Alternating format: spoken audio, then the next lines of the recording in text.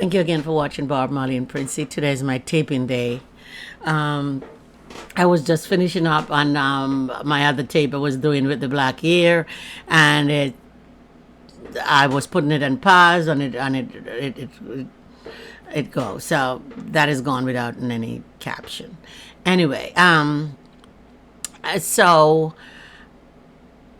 whenever time you hear me say something about racism or about anything, I don't want anybody to judge me and thinking that I don't like these people or don't like that people, or I love everybody. I just say what's on my mind because it's there for a very long time. So now that I have platform, I'm going to let it out. I was working with a very big company. I won't call the name to get them in Fort Lauderdale back in the days. And I went there for customer service position. But after they see my resume and see my capabilities and see what I can do, they move me from that to and put me into the president's office. So now I become the secretary to the secretary, or second secretary, what do you want to call it? So I was the secretary to the secretary. When the secretary, main secretary, not there, I am the one in do the secretarial work. When she's there, I do off of the work. She do off. I could do shorthand, so I take notes and dictation. They are traveling. I travel with them to do dictation and to take notes. And on Saturdays, I have to go on the boat, and the boat move from Fort Lauderdale to Bahamas and all around the coast. And I got to go to take notes. And if you hear the argument and the things that these white men, because there was no black man in the company in high position. There were black people, yes, but they were like, customer service or maintenance man or IT man or those people. So none of them on the boat with me. If they'll kill me, they'll throw me overboard because I can't swim. But they liked me. Honestly, they liked me. Because they know I'm a friendly person. They liked me, and so I get to go on the boat with them. I know sometimes they feel timid because I'm black, because I'm going to all these big places with them that they're going to, and big hotel and big. So maybe they say, all right, we're not going to go anymore. We're going to go on the boat. So they have this big everlasting yacht that we go on Saturday, and then I take fishing rod, they said, and I throw out.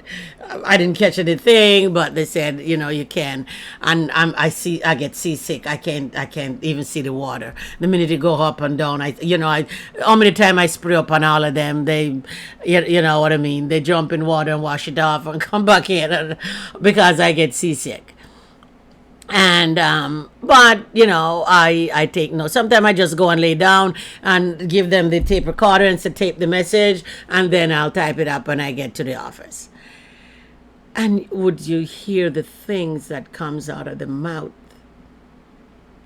And I go, oh Barb, I hope you're not taping these. We are just talking. It's not serious. They talk about the salary that they give poor people.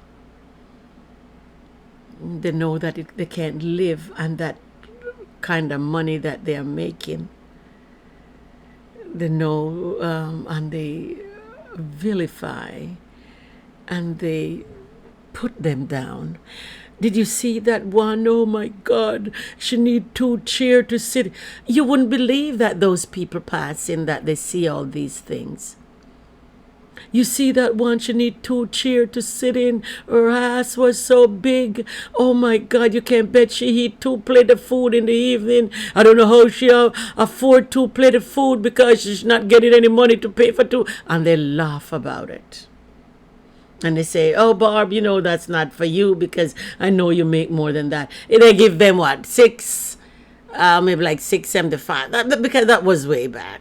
Like 6.75, and I was making like $9 an hour, and it was way back, But so when I've been around, especially this country open up your eyes, because what you don't learn in other country or know in other country, what other country people don't do openly, America do it openly, because it's like America don't care. Because America don't care for black people. So they will do and say anything to humiliate, to vilify, to make you feel like you're less than. America just do it. Other country people ain't doing it. And so these men driving in their Mercedes Benz and the I don't even think Lexus was around then. Driving in their Mercedes Benz and their Cadillac. Cadillac was the car of the Mercedes Benz, always there, but Cadillac and Jaguar was the car of the moment in those days. So they would come in and park under the building, or they make some overhead thing for the car that they pull in, and somebody there to wash the car while they go upstairs, and so. And we're still having it today, that they will not give black people a living wage because they don't want you to make a living. And then they go and they vilify, talk about, criticize, put you down, talk about where you live.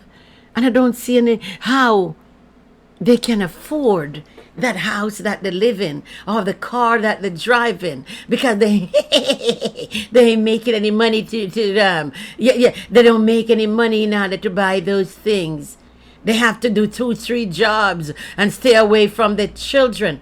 Men, white men, talking that way about a human being,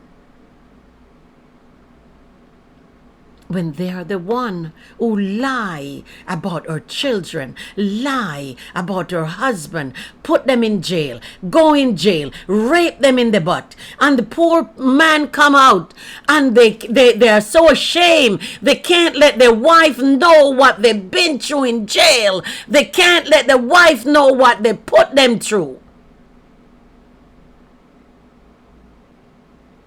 And sometimes the black men start to retaliate or take it out on their children and their wives. So they beat the children black and blue, beat their wife black and blue, because white men does that to them, and they can't fight back. So they go home and they take it out on their family.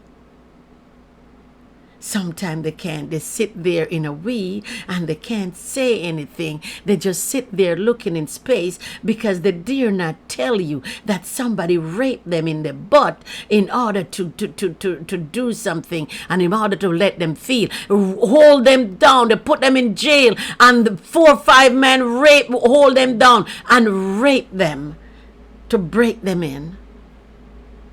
And they come home and they can't tell their wives. And so some of them come home and be bisexual. So they go out at night and be a woman, and they come in and be a man with their wives and their family. And we wonder what nations.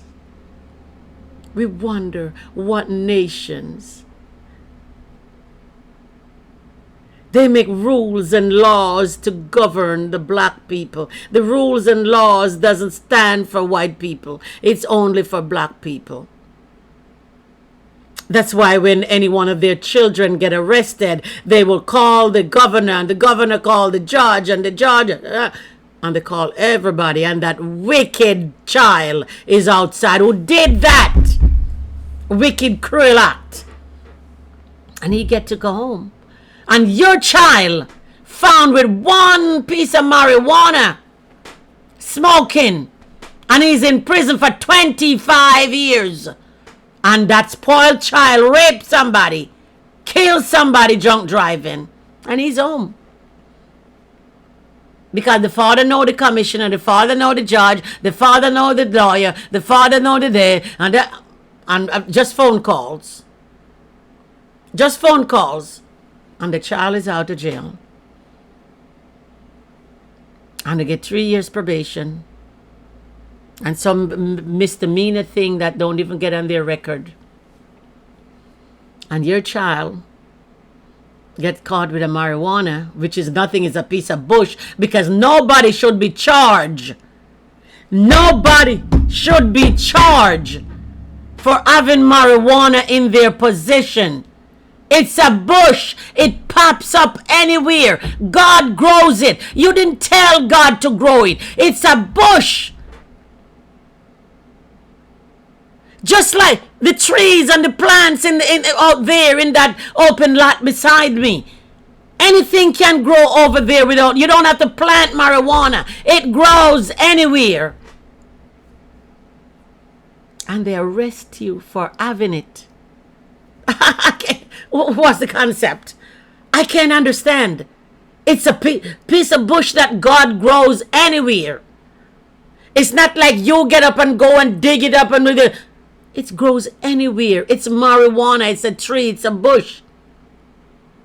And they would put you in prison for 20, 30 years for having it.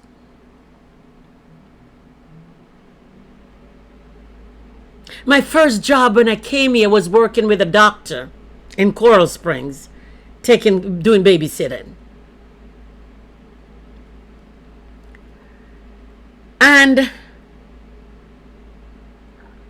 every evening that doctor comes home, the doctor, he works, he's a doctor in Florida Medical Center on Oakland Park Boulevard in Lauderhill.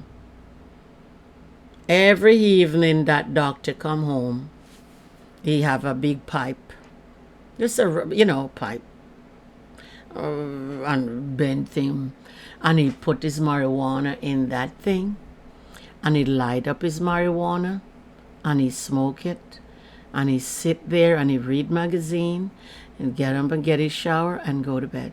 Every evening. And in the UPS bring the marijuana in the mail and bring it there. And he able to smoke his marijuana. But black people can't do it. Although he's doing it in his house. I give him that. He's not outside stupidly doing it, and you know what I mean. But he do it to calm him. Whatever reason he do it for, it calms him down. It makes him calm.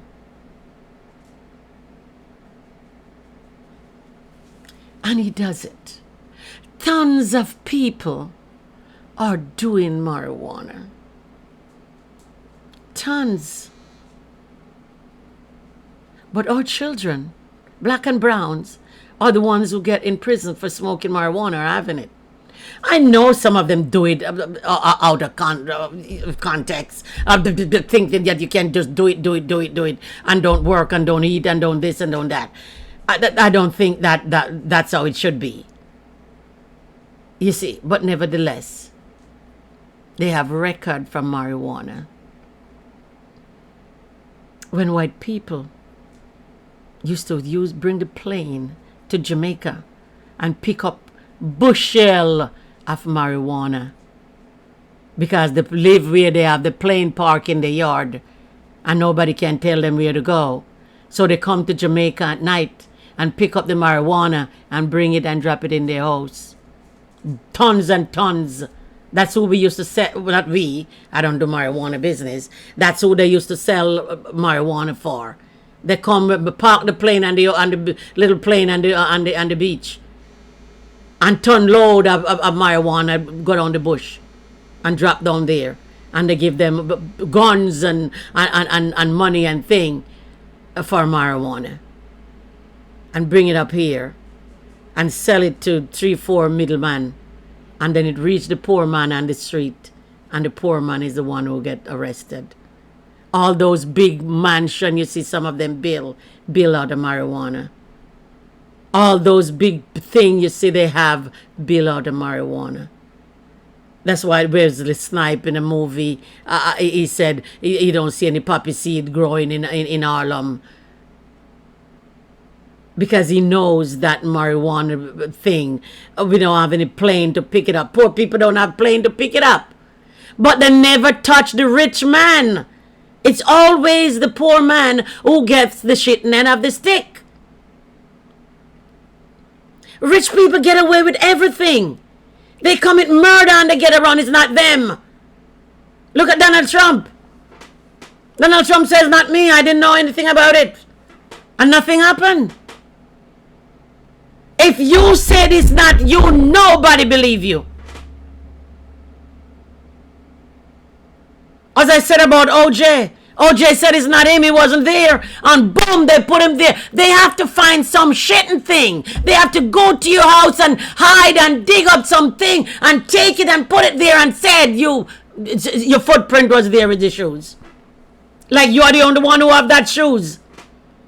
Oh, we find this gloves there and it's your gloves. Put your hand in it. You put your hand in it, the hand can't get into the gloves. But they still said it's FEMA gloves. What kind of bullcrap is that? Why every black person is a liar? And all the white people that tell truth.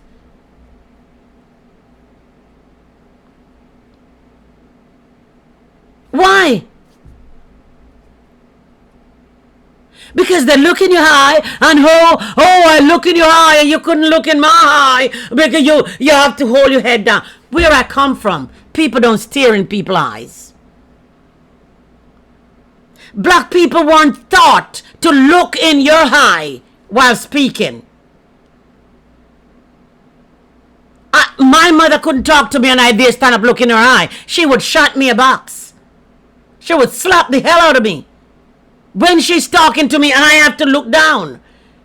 So when you're talking to a black person and they're looking down, is a form of humility. Oh no, he couldn't look in my eye, he gotta look down. And because he's looking down, he's lying. Bull crap. Lies are always plain path. That's what the Bible says.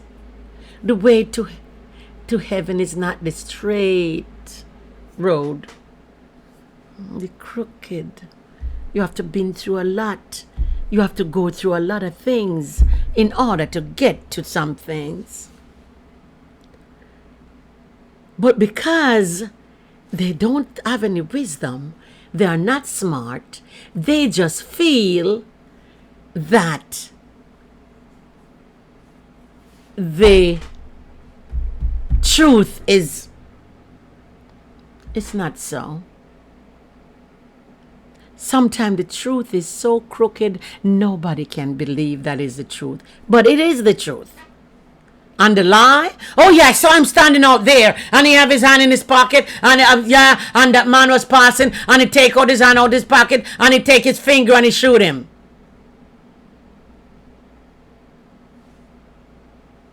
And you come up now and you go, I wasn't outside. I went through the door, but I went through the side gate and I go to the backyard and I watered something and I go through the other side gate and then I turn back because I remember I didn't turn off the water and I have to go back in there. So I just go back to the other gate I came out of. No, that doesn't sound right. Nobody couldn't do that. That's not the truth. The one where you stand up out the gate and take your finger and shoot a man. That's the truth. And so, you have all these people packed in jail because they have one little yellow teeth, coffee stained teeth, one teeth man who said, yes, he came in here and he told me that he killed a man. And they believe him, who is in and out of jail, because they keep paying him and paying his family and keeping him to tell lies on people. And so you have a lot of black people that they are doing the innocent program now and finding out that most of the crime that was committed, that police give on black people, was committed by white people.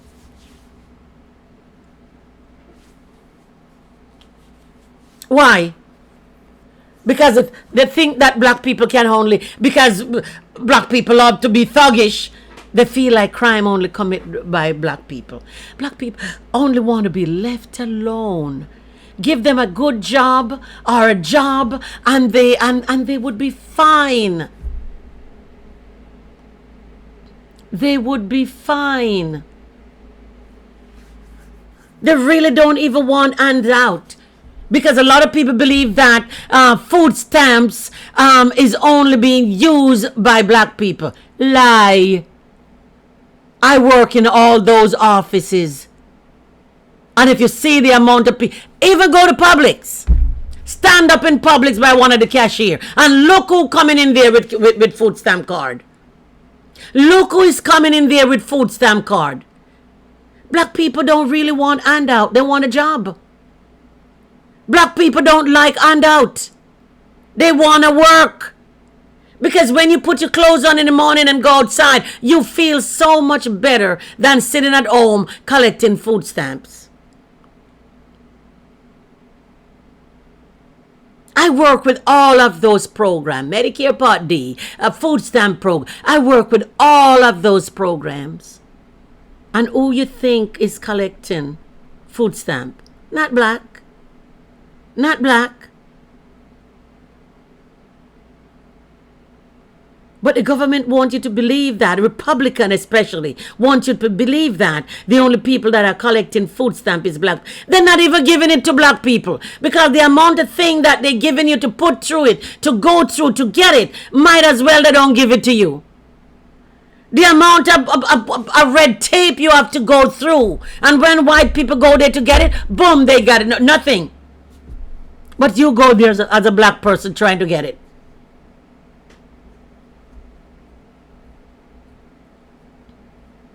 I try to get Medicaid on my arm because the insurance send paper and give me and said I should apply. They don't give it to me. I make $31 over what I supposed to make. I'm a whole woman. And some people have thousands of dollars and they give it to them.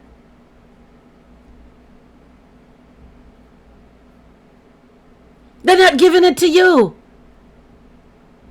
And everywhere you go, you have to get the crappy end of the stick. You get the crappy end of the stick. But there's a great day coming. There is a great day coming. Lord, there is a great day coming. When all my troubles, when all my trials, when all my tribulation will be ended. Will be ended. You can't put your money in your casket. Yes, you live it and you give it to children and children. Look at Walmart. Everybody almost die out of Walmart. The father die, mother die, this die, that die. Who's supposed to get the money? Run by way down family. Cousins somewhere. You can't take money with you. And no matter who you give it to in your family, they gotta die. This man died in Fort Lauderdale and didn't have anybody to give his money to. Give this young 21-year-old girl over $20 million. Give the girl a condo on the beach. Give the girl a house in Boca. All a house in France. You know where the girl go and buy? She was 21.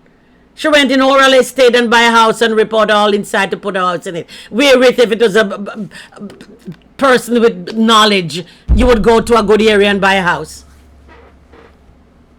But the Bible said you store up riches and don't know who is going to get it. Because you can't take it with you. When the time comes that your breath is going to be leaving your body, you're not going to be lining your casket with money. You're going to go to the government, or going to go to your maid, or going to go to your gardener, going to go to somebody who you didn't want to have it. So we don't care. As a matter of fact, black people don't even want money. They just want to live. They don't want them a lot of money to keep them out of heaven, because we know that people with money, the Bible states it's easier for a camel to go through a needle eye than a rich man to go to heaven. A camel, cannot pass through a needle eye. And the Bible states it's easier for a camel to go through the eye of a needle than a rich man to go to heaven. We don't want money so we're rich. We just want it to make our life easier. But it's been taken away and keep away from us.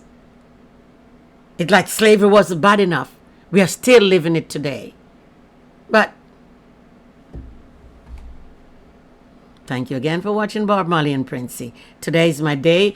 I'm going to keep off TikTok, because when TikTok say these things, I got to come out, I got to say something. All right. Thank you again for watching Bob Marley and Princey. Have a great afternoon. And please subscribe to my channel. I know I'm on TikTok a lot now, so I'm starting to put a lot of things on TikTok. So I'm not even going to, I don't know what I'm doing yet. So I'm making a lot of videos on TikTok. Have a great afternoon, and thank you very much for watching. Bye-bye.